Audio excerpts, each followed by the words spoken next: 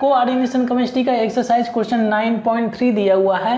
Question says amongst the following the most stable complexes. यहाँ पे अगर आप देखें तो 4 कॉम्प्लेक्स दिए हुए हैं। इन सभी 4 कॉम्प्लेक्सेज में आपको आइडेंटिफाई करना है मोस्ट स्टेबल कॉम्प्लेक्स। अब देखिए भाई, कोऑर्डिनेशन केमिस्ट्री में आप लोगों ने एक टॉपिक पढ़ा होगा, factors affecting the stability of the complexes. कुछ फैक्टर्स हैं, उनको स्टडी करके आप आसानी से ऐसे क्वेश्चन को आंसर कर सकते हैं। देखिए, सबसे पहले आप nature of the central metal atom के बारे में बात करें तो यहाँ पे अगर आप देखें तो इन सभी कॉम्प्लेक्सेज में सेंट्रल मेटल एटम तो सेम हो गया, आयरन ही है सभी में।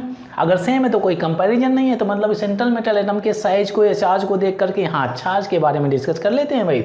यहाँ पे अगर आप देखें तो ये H2 न्यूट्रल लिगेंड्स हो गया, मतलब ओवरऑल 0 हो जाएगा। तो जितना भी चार्ज इस कॉम्प्लेक्स का है वो टोटल चार्ज इस सेंट्रल मेटल एटम का हो जाएगा। तो Fe की ऑक्सीडेशन स्टेट कितनी हो गई, +3। ठीक है, आप आइए इसमें, ये अमोनिया न्यूट्रल लिगेंड्स हो गया, तो इसका मतलब ओवरऑल चार्ज इसका कितना हो जाएगा, +3। इसमें भी सेम ऑक्सीडेशन स्टेट। अच्छा, ये आपका ऑक्जिलेट आयन होता है। ऑक्जिलेट आयन का चार्ज कितना होता है, -2 हो गया। इसमें 2 डोनर एटम होते हैं, 2 डोनर साइट होती हैं। तो ये क्या हो जाएगा, ये 2 3 6 हो जाएगा, -6 हो जाएगा, -6 उधर जाएगा, तो -3 + 6 = +3। इसमें भी +3 ऑक्सीडेशन स्टेट। ठीक है भाई, इसमें आइए -6 = -3 हो जाएगा, -6 उधर जाएगा, तो -3 + 6 = +3। इसमें भी Fe की ऑक्सीडेशन स्टेट। मतलब ये है कि by the nature of the central metal atom या इसके ऑक्सीडेशन को यूज करके आप इन कंपाउंड्स की स्टेबिलिटी आप डिटरमिन नहीं कर सकते हैं। मतलब है कि आपको फोकस करना पड़ेगा किसमें, नेचर ऑफ लिगेंड्स में। अब ध्यान दीजिए भाई, इसमें किस तरह का लिगेंड्स लगा हुआ है, न्यूट्रल लिगेंड्स लगा हुआ है। इसमें किस तरह का लिगेंड्स लगा हुआ है, न्यूट्रल लिगेंड्स लगा हुआ है। ये आपके हैं यूनिडेंटेट न्यूट्रल लिगेंड्स। ठीक है भाई, इसमें अगर आप देखें तो आपका ये डाइडेंटेट लिगेंड्स लगा हुआ है। अगर ऑक्जिलेट आयन के बारे में बात करें तो ये स्ट्रक्चर होता है भाई। ठीक है, ये स्ट्रक्चर होता है। ठीक है, ये हो गया ऑक्जिलेट आयन। ठीक है, अच्छा, इसमें अगर आप देखें तो 2 ऑक्सीजन एटम होते हैं जो डोनर एटम की तरह काम करते हैं। ये 20 की तरह लग रहा है तो मैं इसको थोड़ा सा बड़ा कर देता हूँ। ठीक है, 2 ऑक्सीजन एटम्स लगे हुए हैं और ये यहाँ पे एक डोनर साइट ये हो गया, एक डोनर साइट ये हो गया। अच्छा, इस लिगेंड्स की स्पेशलिटी क्या है कि अगर सेंट्रल मेटल एटम दिया हुआ है तो ये इलेक्ट्रॉन डेंसिटी सप्लाई करेगा, ये इलेक्ट्रॉन डेंसिटी सप्लाई करेगा, तो ये क्लोज रिंग का फॉर्मेशन करता है। ठीक है, इस प्रोसेस को हम बोलते हैं चिलेटिंग इफेक्ट।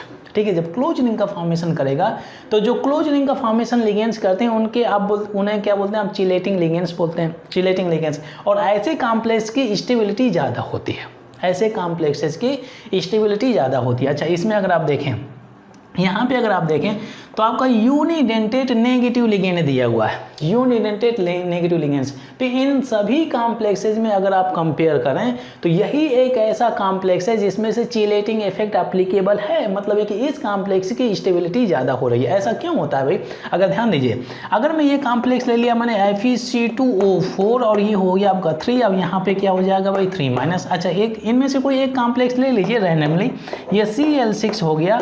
ठीक है, और ये हो गया 3-।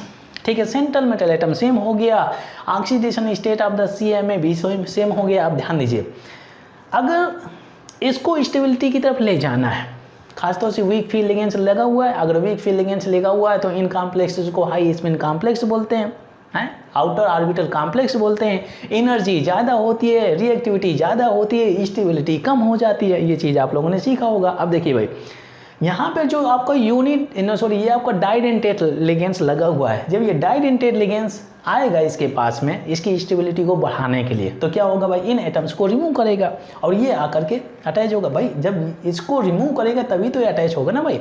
जब ये एटम्स रिमूव किए जाएंगे इस कॉम्प्लेक्स से, तो डिसऑर्डर क्या होगा, इंक्रीज हो जाएगा।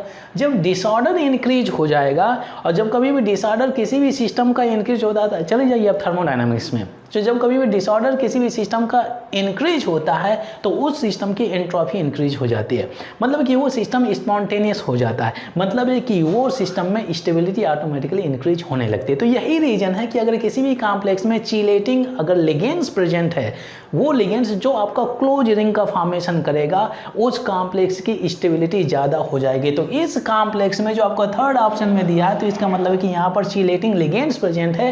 ये आपका ऑक्जिलेट आयन है, ये आपका चिलेटिंग लिगेंड्स की तरह काम कर रहा है, क्योंकि यहाँ पर क्लोज रिंग का फॉर्मेशन कर रहा है। इस वजह से इस कॉम्प्लेक्स की stability in comparison to complexes having unidentate ligands will be more. तो इस तरह से इस क्वेश्चन को आप आसानी से आंसर कर सकते हैं।